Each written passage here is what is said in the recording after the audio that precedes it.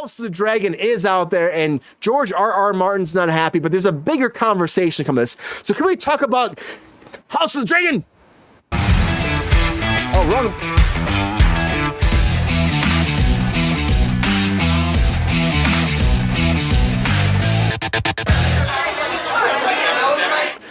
I jumped the gun slightly there, but House of the Dragon, everybody, we've been talking about this whole drama recently on the show, multiple times in the show, so you know what I'm talking about when I say this. But George R.R. Martin came forward the other day, and he was like, hey guys, there's something I gotta say about this new season, but I don't want to say it, and I'm kind of worried to say it, but I will say it eventually, but not today.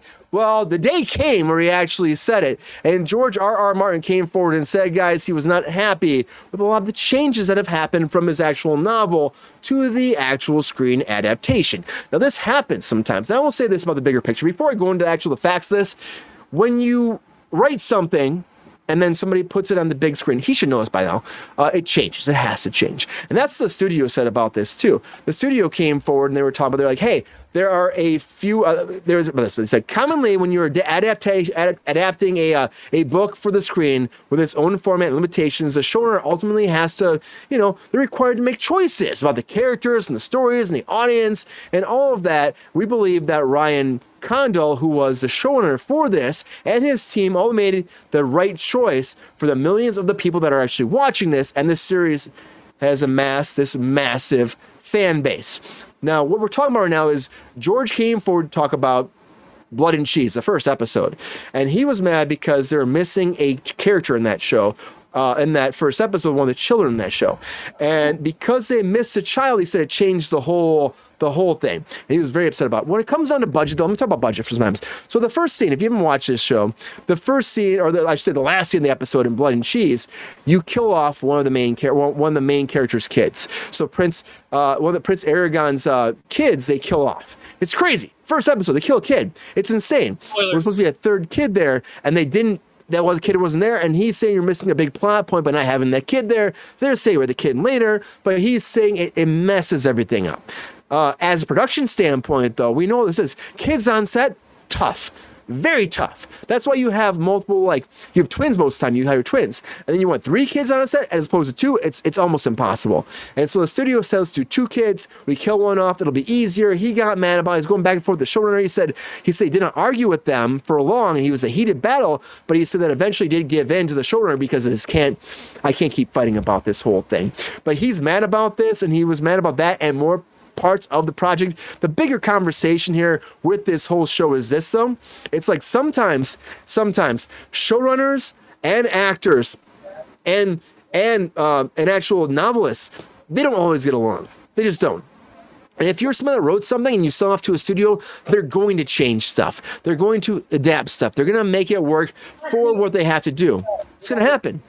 That's how it goes. And so for me, I'm like, don't get mad at him. Don't get mad at the showrunner, because things have to adapt so the big screen can work. But this is a big problem that happens. How people think that you can sell something, it's gonna be fine. It'll go out there. It'll be fantastic. Do it the same way you want to. It won't happen that way. And I liked House of the Dragon, but then again, I do wish there were more dragons. I wish it was bigger and more bombastic. But if I was George R.R. Martin, you're in bed with HBO. You are. Angela, he's in bed with HBO. He's been there for a long time, right? And he's causing drama right now that probably shouldn't actually be coming out there because he's been with them for so long, right? Yeah. And you hear this. And he talked to the showrunner before they actually shot this. He knew this was going to happen. Is this what happens in Hollywood in general? Do you think this is something that people need to know about more? Okay. You write something, it's going to change, right? You've been on set, you know how it goes, it's going to change. Is this an ongoing problem or just part of the business? It happens all the time, right?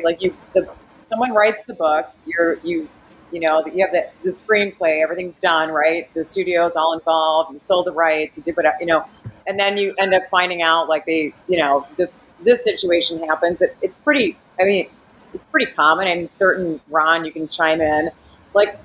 This is common all the time that the writer, doesn't like how the showrunner ends up changing something, because a lot of stuff has to happen in, shows for certain reasons, either, time, storyline. There's a bunch of different, valid reasons why they change something. And whether all the time, not, it's just, it is what it is. So, I mean, we all have our feelings about it. You know, you love it, you hate it, you're in between, you're indecisive about it. But yeah, this is going to be the way it is and will always be. So like it, love it, or leave it is what I say for all these things. I mean, and you watch the show too, and it's like the show was still good, right?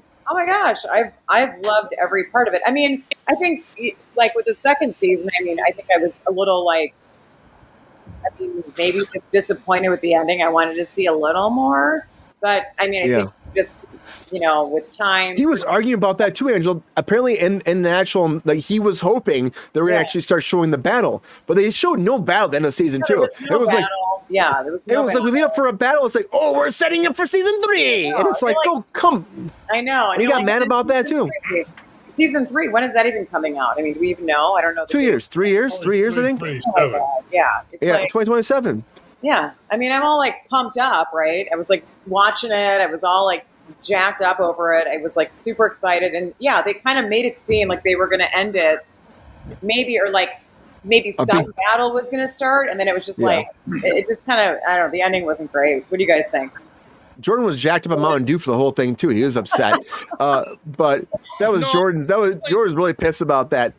But I want to go to Ron fast though. Jordan, hold on. I want to go to Ron fast. So Ron, this happens all the time. Ron, you've been in the business for a long time, where it's like showrunners and creatives and all that. They go back and forth and they argue about things, right? Does this help anything where a showrunner changes something, of course, from a narrative, right? And then the actual writer comes forward and trash talks the studio about it. Is that ever the place you want to be in? Have you seen this a lot as your time in the business? And will this have any kind of good ramifications moving forward for this project? Well, if there's trash talk going on, I don't think any good can come out of that. But ego with the writer, can be rather large. It just can be. And a showrunner has a budget to follow. And so things change, and it has always happened. It's happening currently, and it will happen. So I don't understand what the fight of it is, because it's coming. That's a weird thing for me. It's the fight of the artist. It's the fight of the artist and the one that like created. It's like. I mean, unfortunately, everything can't be squeezed in, right? Right, and I get that, but it's going to happen. So I mean, it's just to be like surprised and like, how could they do this to me? It's what they do. It's what they do. Show them. I know. Yeah, I agree. And the thing is, like, they've been working together on Game of Thrones, right? You know what I mean? It's not a new concept. No, that's where, like, I heard this, and the other day where that's why I make a bigger conversation about, just because it's like he's like, oh, I don't want to talk about it now, but like you worked 5 seasons on another show, and now you're on season 2, and you're gonna start arguing it out loud. And he's had his little things about Game of Thrones, of course, it has happened, but not like this where he's like, I don't want to talk about it right now, I'll talk about it later, And then you come out, and then he deleted the tweet or the post. He deleted the post afterwards. He put it out there. He deleted it, trash talking how they changed the narrative.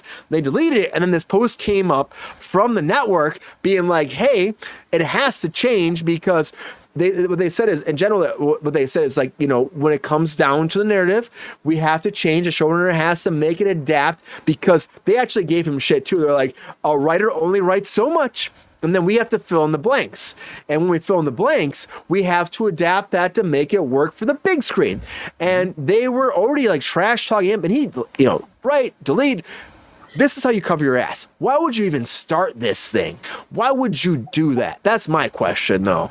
Ron, it's just insane to do that at this point, right? It feels like he's trying to stop his whole like cash grab from Game of Thrones, because he's got a big thing. He's got a couple more sequels and prequels like already spinning off beyond this. Why would you like cause waves in the water? Yeah, that doesn't make any sense. It's like, just let it ride, bro. The big picture is so much better. Don't bite the hand that feeds you. You can win your battles, Jordan. You can win your battles. But Jordan, I know you haven't really cared about the Game of Thrones. You're a Trekkie. No. But think about this, Jordan. I will bring up another series that changed from the book series drastically and made it work. And the creator said we had to do it because I wanted to keep my fans guessing, was Walking Dead. Walking Dead did not follow the comic books to a T, and the creator wanted it that way, Because if you're going to watch a show and you're a fan of the books, you're going to know what's going to happen. So he says, we're going to switch it up. Yeah. Daryl Dixon, the most popular character in The Walking Dead, Daryl Dixon, was not even a character in the book. Really? No. Made up for the TV show. That's crazy. But that's one of those things too, Jordan, that maybe you can figure. That's exactly it. Yeah. They have to differentiate it somehow.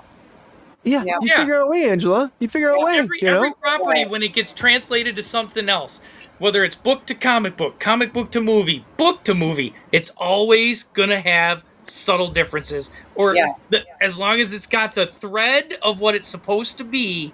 Right. Yeah. I'll also say this, like George R.R. Martin, it's like, you have been doing this for a long time, and you haven't even released your last book. You know, that last season came out a long time ago. You said release that book. Where's the fucking book, man? Where's that book? It's not here.